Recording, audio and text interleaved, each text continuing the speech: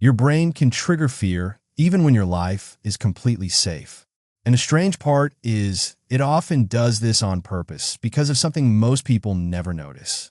Think about the last time you felt uneasy for no clear reason. No danger, no bad news, nothing actually happening. Yet your chest felt tight. Your thoughts raced. Your mind searched for problems that weren't there. This isn't weakness. It isn't imagination. It's something deeply human. Across cultures and generations, people experience sudden anxiety in quiet moments, late at night, on a calm afternoon, or right after everything finally goes right. When nothing is wrong, the brain still looks for trouble. And that behavior didn't come from nowhere. Your brain was not designed for peace. It was designed for survival. For most of human history, calm moments were suspicious. Silence often meant danger hiding nearby. Safety was temporary, so the brain evolved to ask one constant question: what am I missing? Even today, that question never turns off. When your environment is quiet, your brain doesn't relax. It scans inward instead. It replays old conversations. It imagines future mistakes. It creates threats out of uncertainty, not because something is wrong, but because nothing is happening. To the brain, stillness feels incomplete.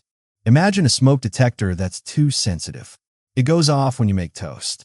It screams when there's steam in the air. Your brain works the same way.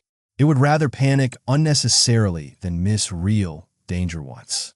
So it sends signals, tight muscles, faster breathing, alert thoughts, just in case. These signals feel urgent. They feel real. But urgency doesn't mean accuracy. The brain doesn't check facts first. It checks patterns. And if it senses unpredictability, even harmless unpredictability, it reacts. That's why anxiety often appears during safe transitions, new jobs, quiet success, empty time. The brain hates undefined moments. Here's the part most people don't realize.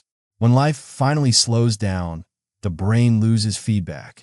No problems to solve, no threats to avoid, no immediate goals. So it creates stimulation internally. Worry becomes a substitute task.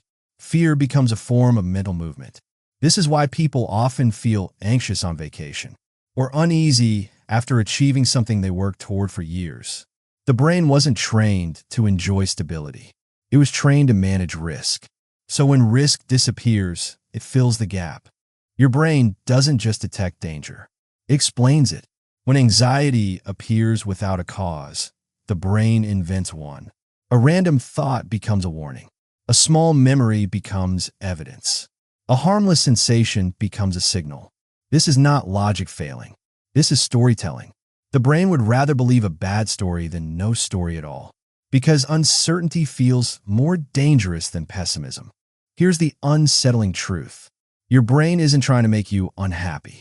It's trying to keep you prepared. Anxiety without danger is not a malfunction. It's an outdated feature working too well. The modern world removed many threats faster than the brain could adapt. So now, the alarm system keeps ringing, even when the house isn't on fire. As life becomes more automated, more predictable, and more protected, this gap may grow wider. Fewer external dangers, more internal noise. AI systems already handle risk detection with precision, separating real threats from false alarms. The human brain does not. In a future where machines manage safety, humans may struggle even more with imagined danger.